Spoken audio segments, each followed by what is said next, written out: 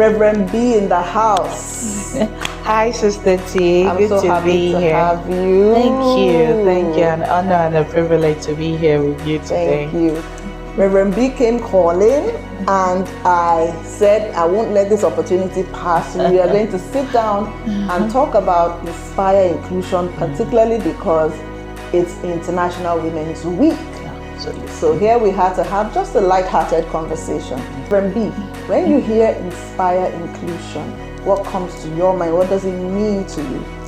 It's a good question, and I was saying when I put out something earlier this morning about how the theme for this year's IWD really resonates with me. In particular, inspired. What does that mean?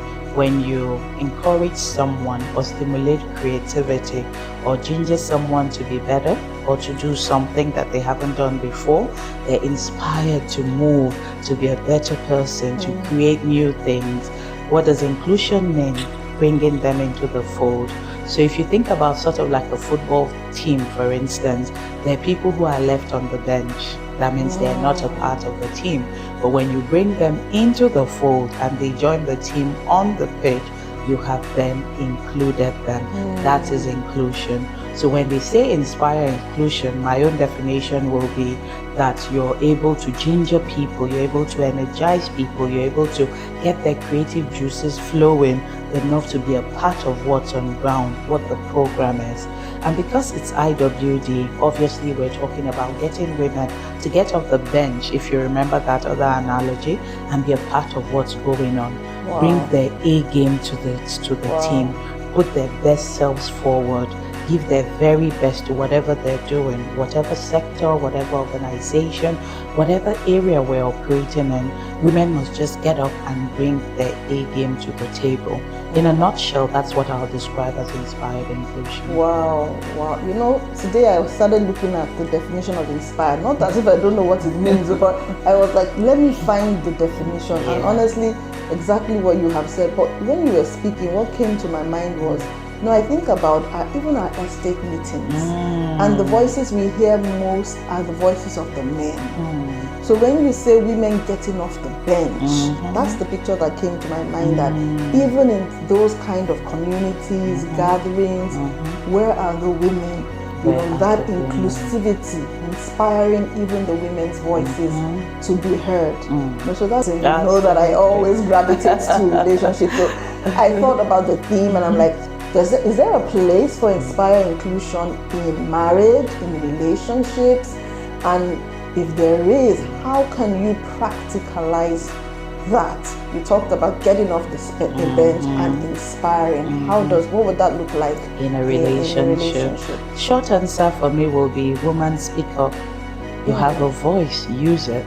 So from the get-go, before you even get into a relationship, from that courtship phase or that friendship phase, be able to talk, share your needs, share your wants, your own desires. It shouldn't be all about the man. I know we've grown up in this patriarchal society where it's always been a man's world, but it's not that anymore. And the men have also come to realize, I'm happy for the he for she's who know that truly, if you don't carry the women folk along, if you don't get their buy-in, then you won't get the best results. They can't be their best, even for you, either as a man, a husband, a father, a wife, or even a brother, right?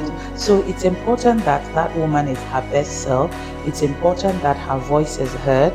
It's important that her own needs and desires are relevant, her dreams are valid, that you listen to her as well. You don't have to agree all the time, and you can agree to disagree, but have the conversation. Don't shut that woman down. Don't shut that girl down. Let them have a voice. Let them say what they're thinking, what they're feeling. You can then have a conversation around it. I hear you, I don't agree. I hear you, I won't do it. I hear you, it won't work for me. It's a conversation, but not that she can't even speak up at all. So inspired inclusion, that woman in that relationship, she must say what her needs are, what her wants are, and then you have a conversation. How you then dimension it, how you then move it forward is up to both of you, even in a relationship. And even if there's no moving forward, be practical enough as well to say, well, this ain't working, it was nice knowing you, and you go your separate ways if it's not God's will for you. But if it is, you must have a conversation. The days are gone when it was all about what the man says and what the man wants. The woman is a living, breathing human being with feelings, with desires, with wishes of her own, and they are valid. So the conversation must be had. And so for the woman, I'll say speak up. Not in a rude, arrogant, domineering or assertive way, but just pipe up and say, this is how I feel. This is what I want. This is what will matter to me. This is what will make me happy. And it's in the man's best interest, really, for the woman to also be happy and engaged. Because if you don't listen to her own opinions, and her dreams aren't valid in your own eyes, she'll withdraw into her shell. She won't give you her best. And you get half of a woman, or less than half, when you can have a full woman who is fully there, present and engaged, and giving you the best of herself, whether it's in a relationship or in a marriage. So to the woman, I'll say, speak up nicely, politely, calmly, quietly, make your wishes known, share your dreams and your objectives, and let the other person be able to understand where you're coming from. From the man, I'll say, listen. A lot of men don't listen, and by that I mean listening is a fine art. Not everyone listens. We talk, they hear, but not everyone listens.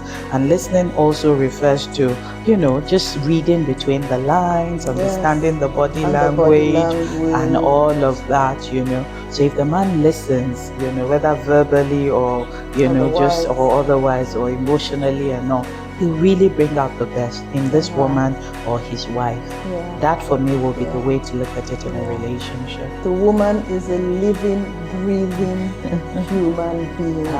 Absolutely. And I hear from what you're saying that, when it comes to relationships, just knowing that you have a voice and that freedom to be able to use it.